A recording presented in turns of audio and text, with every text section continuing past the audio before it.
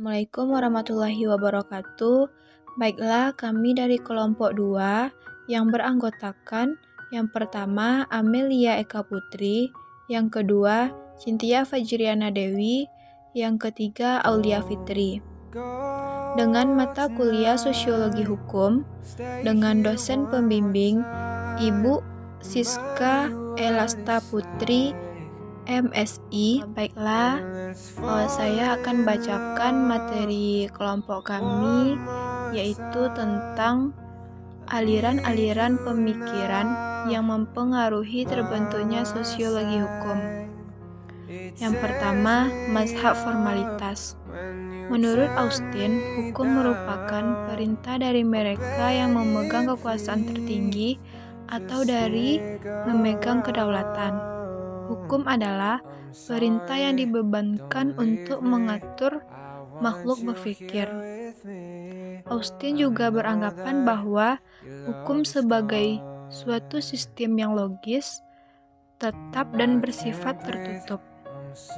Hukum dibagi dalam dua bagian, yaitu hukum yang dibuat oleh Tuhan dan hukum yang dibuat oleh manusia. Hukum yang dibuat oleh manusia dapat dibedakan dalam yang pertama, hukum yang sebenarnya, yaitu hukum yang dibuat oleh penguasa bagi pengikut-pengikutnya, dan hukum yang disusun oleh individu-individu guna melaksanakan hak-hak yang diberikan kepadanya. Yang kedua, hukum yang tidak sebenarnya, yaitu hukum yang tidak sebenarnya bukanlah merupakan hukum yang secara langsung berasal dari penguasa, akan tetapi merupakan peraturan-peraturan yang disusun oleh perkumpulan-perkumpulan atau badan-badan tertentu. Menurut Han Kelsen beranggapan bahwa suatu sistem hukum sebagai suatu sistem pertanggapan dari kaidah-kaidah di mana suatu kaidah hukum tertentu akan dapat dicari sumbernya pada kaidah hukum yang lebih tinggi derajatnya. Kaidah yang merupakan puncak dari sistem pertanggapan itu dinamakan kaidah dasar. Kaidah dasar tersebut merupakan dasar dari segenap penilaian yang bersifat yuridis yang dimungkinkan di dalam suatu tertib hukum dari suatu negara-negara berbeda dengan negara lainnya. Kelsen juga menyatakan bahwa hukum berdiri sendiri terlepas dari aspek-aspek kemasyarakatan yang lain. Teorinya bertujuan untuk menunjukkan apakah hukum positif dan bukan apa yang merupakan hukum yang benar. Baiklah, saya akan melanjutkan pembacaan materi dari rekan saya tadi, yaitu mazhab sejarah dan kebudayaan. Mazhab ini mempunyai pendirian yang sangat berlawanan dengan mazhab formalistis. Mazhab ini justru menekankan bahwa hukum hanya dapat dimengerti dengan menelaah kerangka sejarah dan kebudayaan di mana hukum tersebut timbul. Seorang tokoh terkemuka dari mazhab ini adalah Ponsafikne pada tahun 1779 sampai tahun 1861 yang dianggap sebagai pemuka ilmu sejarah hukum. Ponsafikne berpendapat bahwa hukum merupakan perwujudan dari kesadaran hukum masyarakat. Dia berpendapat bahwa semua hukum berasal dari adat istiadat dan kepercayaan, bukan berasal dari pembentukan undang-undang.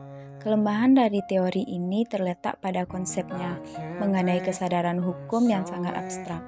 Tetapi teori ini diakui oleh tokoh-tokoh teori sosiologi seperti Emil Durkheim dan Max Weber yang menyadari betapa pentingnya aspek-aspek kebudayaan dan sejarah untuk memahami gejala hukum dalam masyarakat.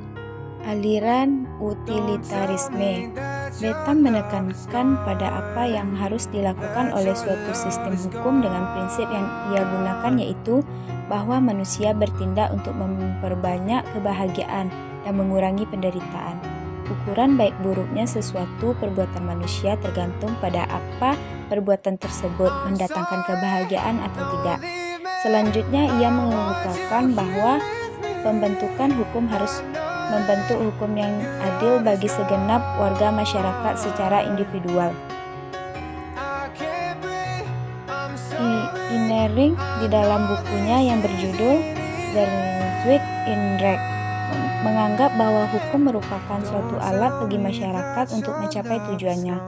Hukum sebagai sarana untuk mengendalikan individu-individu agar tujuannya sesuai dengan tujuan masyarakat di mana mereka menjadikan warganya. Baiklah, saya akan melanjutkan pembacaan materi dari rekan saya tadi, yaitu tentang aliran sosiologikal jurisprudensi. 1. Menurut Eugen Ehrlich, dianggap sebagai sosiologikal jurisprudensi, ajaran ia berpokok pada pembedaan antara hukum positif dengan hukum yang hidup atau living law.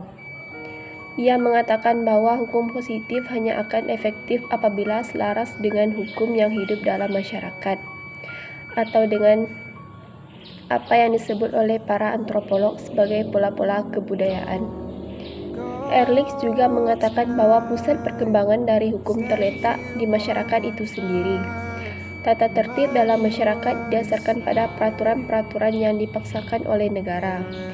Teori ia juga mempunyai kelemahan yaitu adalah menentukan ukuran-ukuran apakah yang dapat dipakai untuk menentukan suatu kaidah hukum benar-benar merupakan hukum yang hidup dan dianggap adil. 2. Menurut Roscoe Von, ia berpendapat bahwa hukum harus dilihat atau dipandang sebagai suatu lembaga kemasyarakatan yang berfungsi untuk memenuhi kebutuhan-kebutuhan sosial dan tugas ilmu hukum untuk mengembangkan suatu kerangka yang mana kebutuhan-kebutuhan sosial dapat terpenuhi secara maksimal. Von menganjurkan untuk mempelajari hukum sebagai suatu proses atau law in action yang dapat dibedakannya dengan hukum tertulis, law in the books. Ajarannya tersebut diperluas sehingga mencakup masalah keputusan-keputusan pengadilan serta pelaksanaannya dan juga antara isi suatu peraturan dengan efek-efeknya yang nyata. Von juga mengakui bahwa hukum hanyalah merupakan suatu alat pengendalian sosial atau social control, bahkan selalu menghadapi tantangan dari pertentangan kepentingan-kepentingan. Von juga menekankan betapa pentingnya penelitian yang berasal dari ilmu-ilmu sosial di dalam suatu proses pengendalian. Selanjutnya, aliran realisme hukum. Ketiganya terkenal dengan konsep yang radikal tentang proses peradilan dengan menyatakan bahwa hakim-hakim tidak hanya menentukan hukum, akan tetapi bahkan membentuk hukum. Keputusan-keputusan hakim seringkali mendahului penggunaan prinsip-prinsip hukum yang formal. Keputusan-keputusan pengadilan dan doktrin hukum selalu dapat diperkembangkan untuk menunjang perkembangan atau hasil-hasil proses hukum. 1. Menurut J. Holmes, dalam sebuah karyanya ia menyatakan bahwa kewajiban hukum hanyalah merupakan suatu dugaan. Apabila seseorang berbuat atau tidak berbuat, maka dia akan menderita sesuai dengan keputusan suatu pengadilan.